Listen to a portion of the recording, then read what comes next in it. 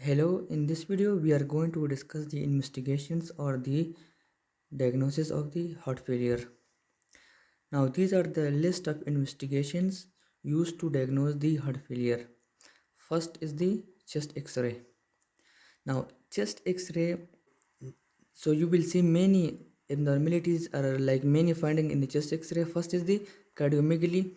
So the fluid accumulate in the heart, so in the heart enlarge. So you will, in the chest x-ray you will see the cardiothoracic ratio will be greater than 50 for percent. Normally it is less than 50%, but in CHF it will be greater than 50%.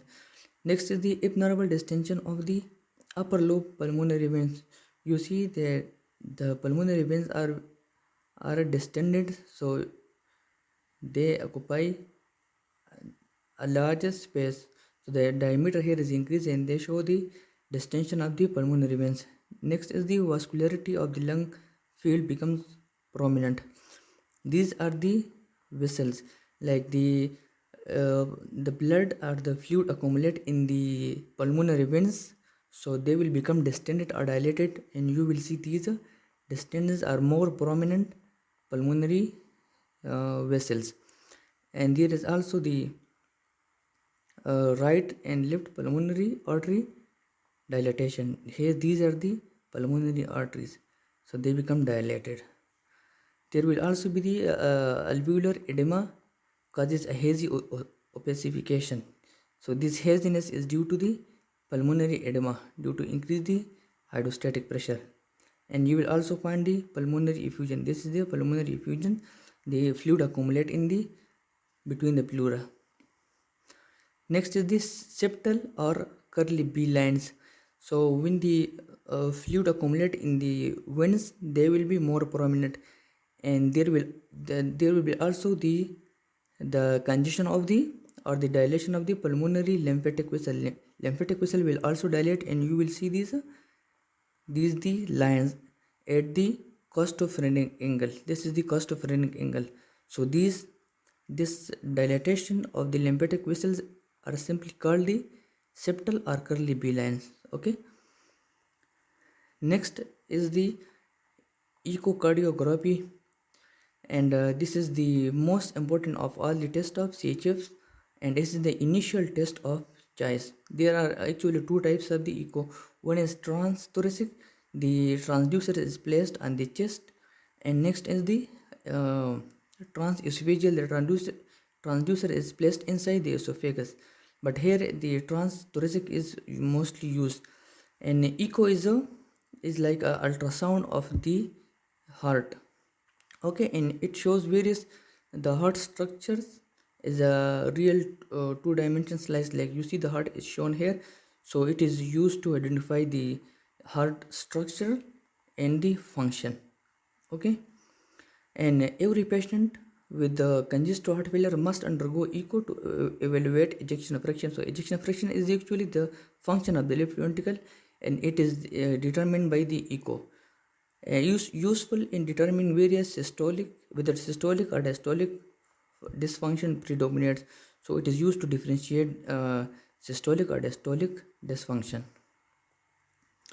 Now echo is used to determine the etiology, like the heart failure due to myocardial or the valvular or the pericardial process. Like if there is MI, so the heart may enlarge, so you will here see enlarged left ventricle. Okay, like also myocarditis, if there is a valvular lesion, the echo will the wall will be seen on this monitor, and the wall may be stenosed or regurged.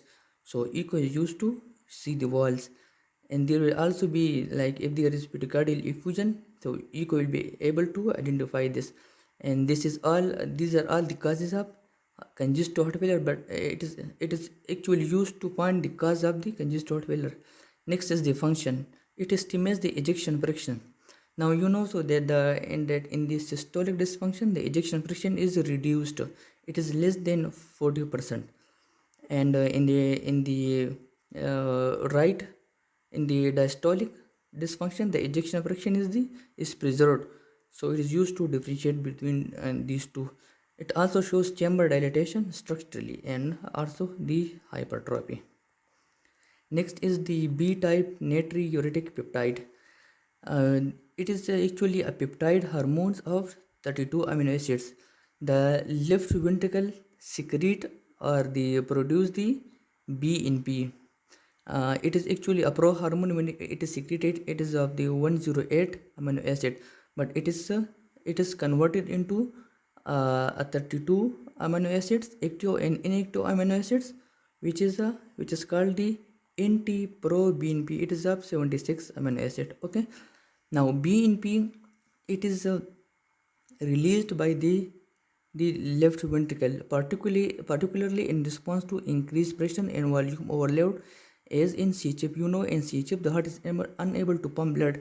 That blood which is not pumped is accumulate in the left ventricle, and that extra blood put pressure on the ventricle, and in response the ventricle release BNP. So BNP is used to estimate the function of the left ventricle. Okay, it regulates the BP. Now you see in the CHF the fluid level or the blood level in the arteries and in the heart elevates. So it is secreted by the left ventricle, and it has diuresis process, and diuresis are natriuresis properties. It uh, it it increases the urine output, so the fluid volume become normalizes also. Okay, and it is also a vasodilator. It dilates the vessel, so it decrease the blood pressure or decrease the fluid level, so it actually decrease pressure on the heart.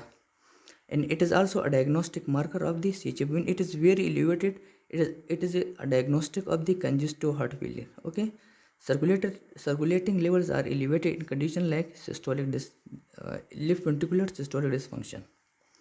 BNP levels greater than 100 correlate strongly with the presence of decompensated congestive heart failure. BNP may be useful in differentiating. It is very important. Like dyspnea due to CHF, you will see elevated BNP, but dyspnea due to COPD, the BNP will be normal. Okay, so in COPD there is no such case of volume overload, so the left ventricle will be of normal. So BNP level will be normal. Next is NT-proBNP. It is an inactive form, and it is of 76 amino acid. It is nowadays is measured in reference to BNP, since it has a longer half life. Okay, and the measurements of N-terminal proBNP is indicated for the diagnosis of left ventricular dysfunction, and also to assess the prognosis and the response to therapy in patient with heart failure. Okay. Now next is the EKG. EKG is used to identify the cause of the heart failure, if it is specifically because of the myocardial infarction or the heart block. Okay.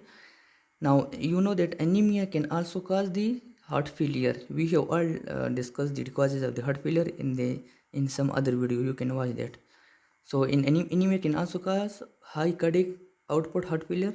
So CBC is done to identify the hemoglobin level. Next is the cardiac catheterization. It is not usually performed, but it is used to identify the cause of the heart failure. It is diagnostic and therapeutic. Now the catheter is inserted into the heart and also into the arteries. So it is used to diagnose the coronary artery diseases like in myocardial infarction. They are used to identify the stenosis or the site of the artery stenosis or narrowing. They can also identify the heart wall problem like the mitral or aortic stenosis or regurgitation, and they can also identify the congenital heart defects like the ASD and VSD. They all causes the congestive heart failure. So that's why it is used. Problems with the heart muscle like cardiomyopathy. Okay, now it can also be therapeutic, like they are such as the angioplasty and stenting to open the narrowed or blocked arteries, and it is used to perform procedure like balloon valvoplasty to repair the heart walls. Now in procedure, the patient anesthesia is given to the patient, then catheter is inserted to the in the groin region like the femoral artery. Then contrast dye is injected, and then multiple x-rays are taken to the heart to identify the blockage in the arteries or the any nerving of the pulmonary wall. So it is basically used to identify the block. When there is a block, the dye will not be passed forward through the blockage. Okay, and they are also used for the pressure measurements, like in the congestive heart failure, the pressure in the ventricles or in the auricles will be increased. Okay, so and they are also used for the therapeutic intervention like the angioplasty, and in the last closure there is the pressure is applied over here to stop the bleeding. Next is the endomyocardial biopsy. Now you know that congestive heart failure can also be caused by the restrictive cardiomyopathy. Restrictive cardiomyopathy can be caused by the deposition of the various protein like the sarcoidosis and amyloidosis can cause the restrictive cardiomyopathy, and this can be diagnosed by the obtaining biopsy from the endomyocardium. So it is used actually to identify the cause, but they are rarely done. Next is the thyroid function T4 and T6. You know that hyperthyroidism can increase the basal metabolic rate and increase the oxygen demand, and it can put a great pressure on the heart, and it can cause the high cardiac output heart failure. Now, if there is a congestive heart failure in the T4 level is elevated, it may be because of the hyperthyroidism. Now, this Swan-Ganz right heart catheterization, also called the pulmonary artery catheterization. Now, this catheter is very important. It is used to monitor the hemodynamic like the cardiac output, the pulmonary artery pressure, the central venous pressure, the pulmonary capillary wedge pressure. So in this the catheter is inserted into the veins, and it is passed through the heart into the pulmonary arteries or the pulmonary capillaries. Okay, and it is used to monitor like the cardiac output or the pressure. Now you know that the heart is unable to pump, so the blood will accumulate here and also accumulate here. Now in the left sided heart failure, the pressure will be elevated here. Okay, or also in the pulmonary capillary wedge pressure. So pulmonary capillary wedge pressure is high. It is mostly the diagnostic of the left ventricular heart failure. But when there is increased central venous pressure, like central venous pressure mean that the pressure in the vena cavas or the right atrium. So when pressure here is raised, it is mostly diagnosis of the right sided heart failure. Okay, and it is also used to monitor the pressure in the pulmonary arteries. Okay, here the pulmonary arteries. Now these measurements provide information like about the heart function. Now if this is the pressure is are enlarged in the chamber, so it is mostly diagnostic of the heart failure. Next is the fluid status and the tissue perfusion in the critically ill patient. So they are actually done in a critically ill patient, and they guide the treatment. Like if the fluid is very enlarged and the pressure is high, it means the fluid is enlarged.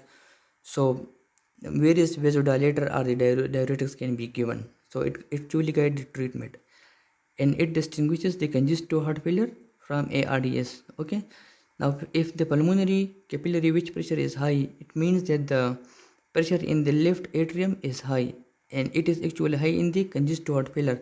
But in ARDS there is no such case. There is no pressure elevation in the left auricles or the left ventricles or the pulmonary capillary wedge pressure. Okay, so they are not elevated in the ARDS, and they are not routinely done. This was all about the investigations or the diagnosis of the congestive heart failure. If you have any query, please ask in the comment. Thank you for watching.